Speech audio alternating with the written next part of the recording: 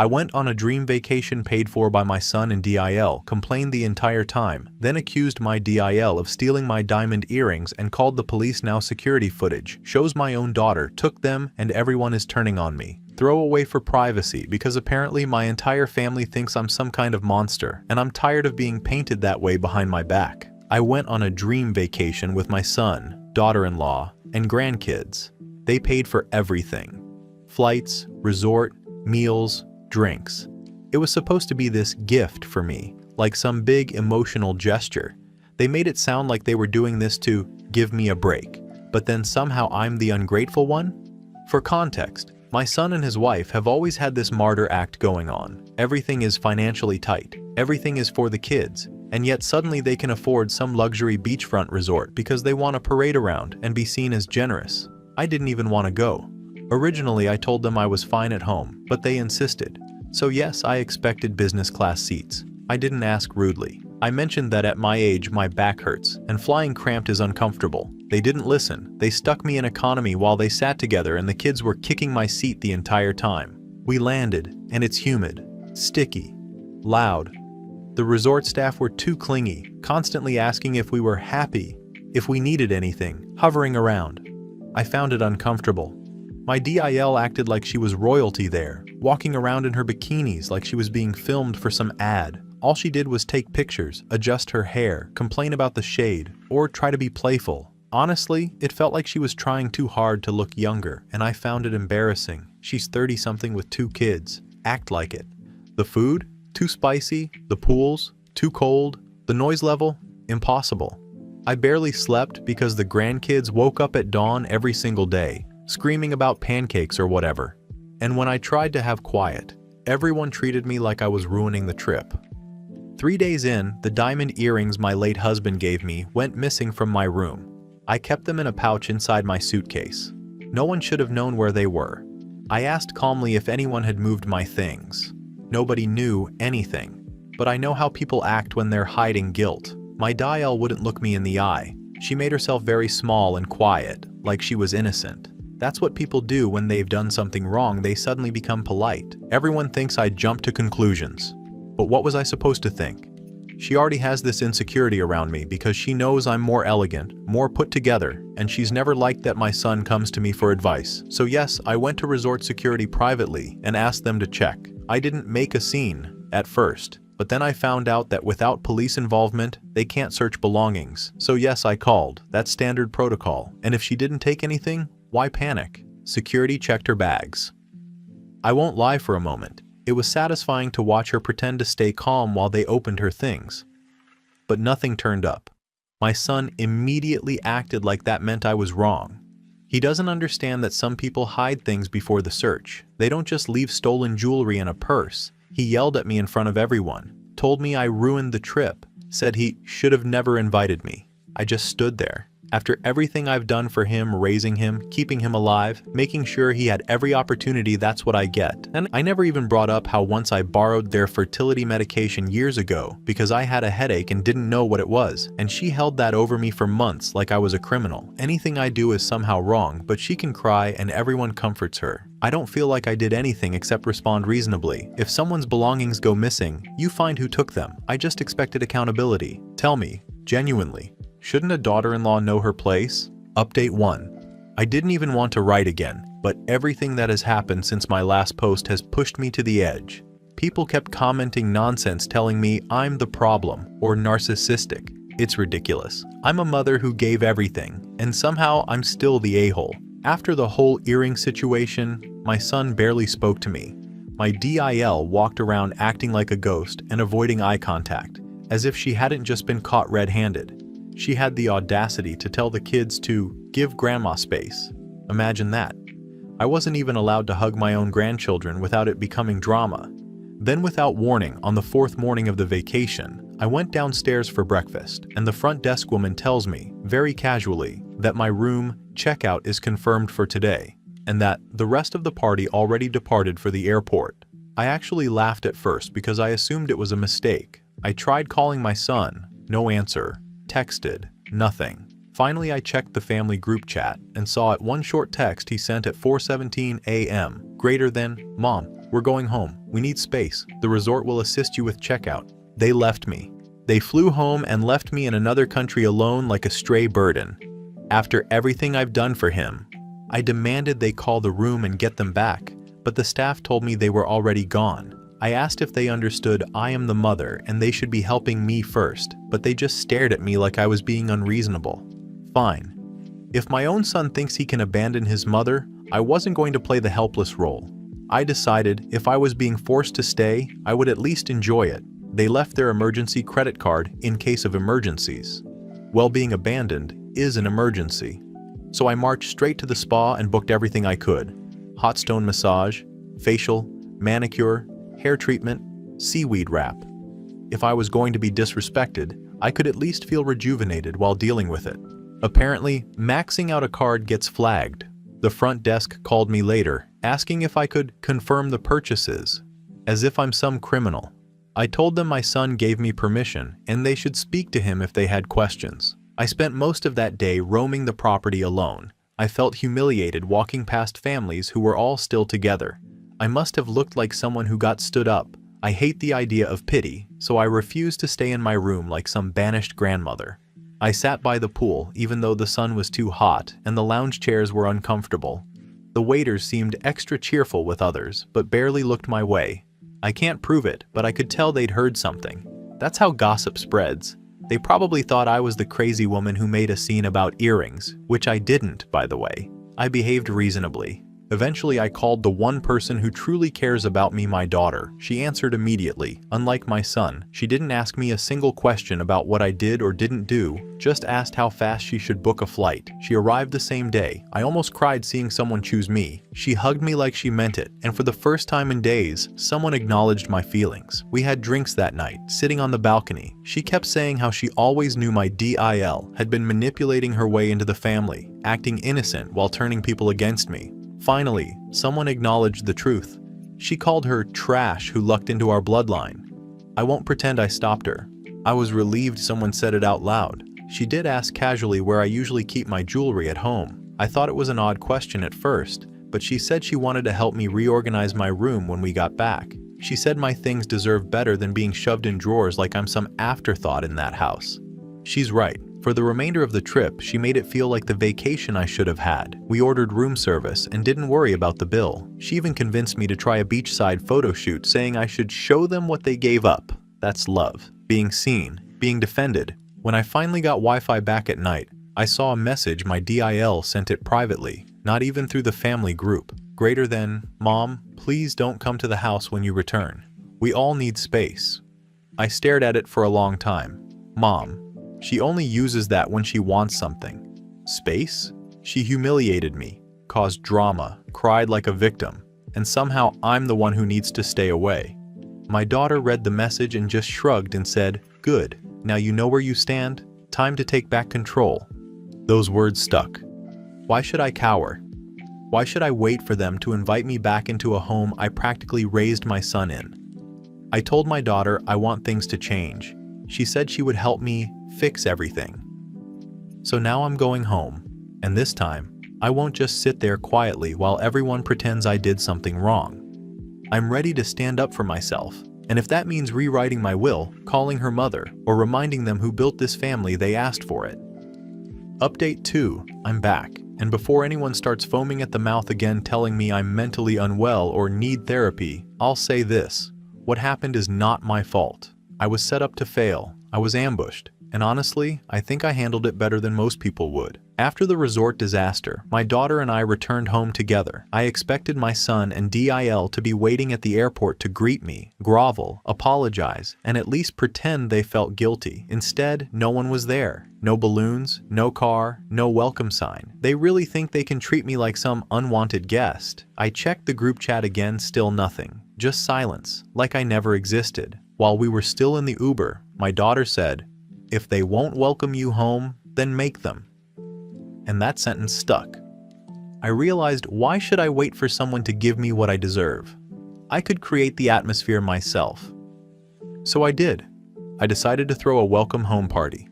Yes, for myself. And before anyone judges, I've hosted events for years. Birthdays, anniversaries, baby showers. Half of these people wouldn't have had a celebration in their lives if I didn't bring one to them. Me throwing a welcome party is not even strange if you think about how I've always been the glue. I didn't ask permission. I didn't need to. I went straight to my son's house. I still have a key because I'm family. I let myself in, turned on the lights, opened the curtains, and set everything up. My daughter helped me move furniture so the living room had a better flow. I took out the good plates, the ones my DIL only uses for holidays, as if she even knows how to host properly, and arranged a charcuterie board. I also went through the fridge because I needed ingredients. If they didn't want me touching their things, they should have been home. People started showing up, neighbors, friends, the church ladies, even some of my DIL's co-workers, because I personally invited them. I wanted witnesses this time. Witnesses to see what I've endured. My daughter found the kids' karaoke machine in a closet and plugged in the microphone. "You should speak," she said. "Claim your space." She's so supportive, the only person who still sees my worth. So when the door finally opened and my son and DIL walked in with grocery bags, not even flowers, they froze like they'd seen a ghost. DIL went pale. My son whispered my name like I was the problem. He didn't even say hello. Everyone turned and looked at them. Perfect timing. I took the mic and said something along the lines of how I'd been isolated, abandoned, disrespected, and how family should show loyalty. I didn't name names, people can put two and two together. I mentioned my missing earrings because that is still unresolved. I may not have said it politely, but I spoke my truth. DIL immediately started crying. Loudly, dramatically, like she wanted everyone to see. My son tried to pull her aside, but she just kept sobbing in the hallway. One of her co-workers awkwardly patted her back like she was consoling a child.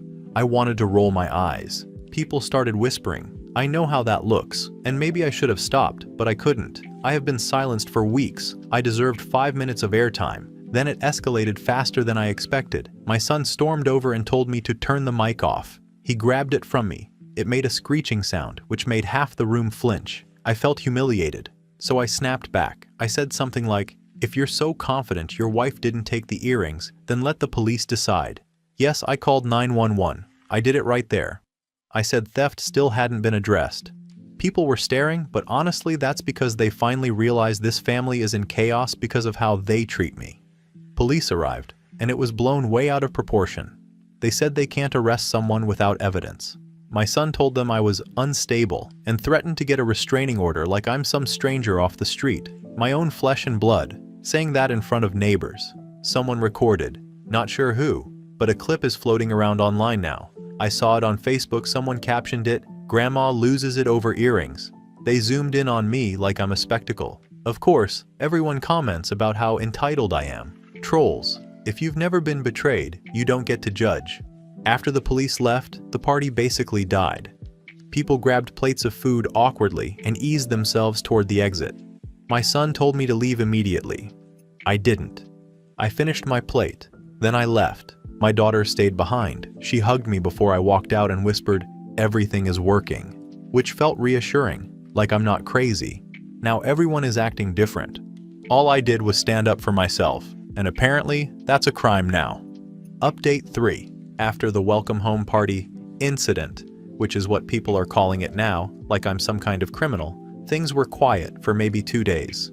Quiet meaning no one was answering my messages, church group had me muted, and my neighbors avoided eye contact when walking past my yard. Even my son didn't send a text to check if I got home safely. It's like everyone suddenly chose to be dramatic. Then yesterday morning, I get an email from the resort. At first I thought maybe they were finally apologizing for humiliating me when they refused to arrest my daughter-in-law. The title said Security Footage Review, and my heart jumped because I thought it meant they were finally acknowledging DIL did it. But instead, the email is a group email, CC'd to me, my son, and DIL. I open it, and it's basically one long explanation that after continued internal review, the resort found relevant footage from the day I reported my earrings missing. They included a link. I clicked it, expecting to see my DIL sneaking around like a raccoon. Instead, it's a short clip, time-stamped in the afternoon, when I was in the shower that day. And in that clip, plain as daylight, my daughter is walking into my room. She checks behind her like she's making sure no one sees her. She opens the drawer where I kept my earrings. She takes something and leaves, just walks out. No hesitation. I watched it 5 times trying to convince myself I was misreading it. that maybe she was putting something back that she borrowed. But the staff put text in the email clarifying she was the only person who entered the room during that window. Before I even had time to process, my son replied not privately, but replied all saying, greater than "we're done, don't contact us again." That was it. No explanation, no offer to talk, just cutting me out like I'm a stranger. After everything I've done, after I raised him alone when his father passed, after I paid for daycare, after I fed him, this is the thanks I get because my daughter apparently stole. And yes, now everyone is acting like that video is the end of the story. That DIL is magically innocent, and I am evil for assuming. No one is even asking why my daughter would do that. It's like in everyone's mind, everything is suddenly black and white when it's not. Life is complicated. I tried to call my daughter immediately, straight to voicemail. I tried again and again. Eventually, I checked her apartment and she wasn't there. I asked her neighbor if they saw her, and they just shrugged. I called her work and they said she hasn't shown up in 2 days. Then I went home and noticed that my jewelry box, the entire thing is gone. I kept it in the back of my closet under blankets. And I know I didn't move it. I checked every corner. Gone. I called the police to file a theft report. While I was giving details, I almost regretted it. Saying the words, "my daughter may have stolen from me," felt wrong for some reason. They told me they would send someone later to take a statement. Then the officer actually asked if I wanted to legally press charges. He asked if this was a pattern of behavior. I froze. I said no, because she is still my daughter, and I believe she must have had a reason. People don't just steal unless they feel cornered or desperate, and I have always been her support system. So if she did it, it must be because she loves me and needed help. She probably thought she could pawn them and then replace them before I noticed. I bet she planned to confess eventually, and everyone would be grateful to her, not attack her. Meanwhile, my son and DIL have blocked me on all platforms. My grandkids can't even FaceTime me now. My church group leader texted me saying they are concerned about my mental state and suggested I talk to someone. A social worker called today because apparently someone filed a concern that I may be an unsafe influence on minors. I assume that's my daughter-in-law manipulating the system as usual.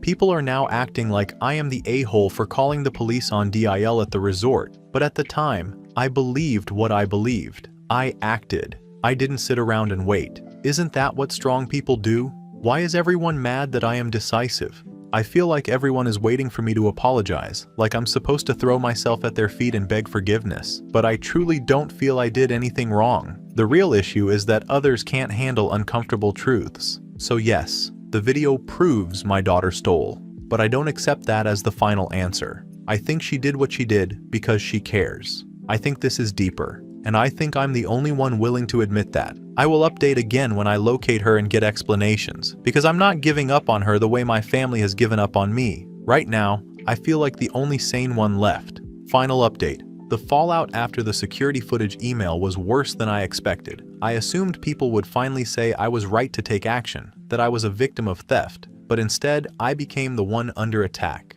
My son did not speak to me again after that group email. I waited because I assumed he would cool down and remember that I am his mother, but instead I was served paperwork. A restraining order, the kind of thing dangerous strangers receive, not family. I read through it and could barely believe the list of grievances. My reactions, my tone, my decisions, all turned into accusations. They even framed the vacation incident as if I manufactured chaos on purpose. My own son claims I weaponized vulnerability and humiliation just because I asked resort security to do their job. It is unbelievable how quickly people rewrite reality when it benefits them.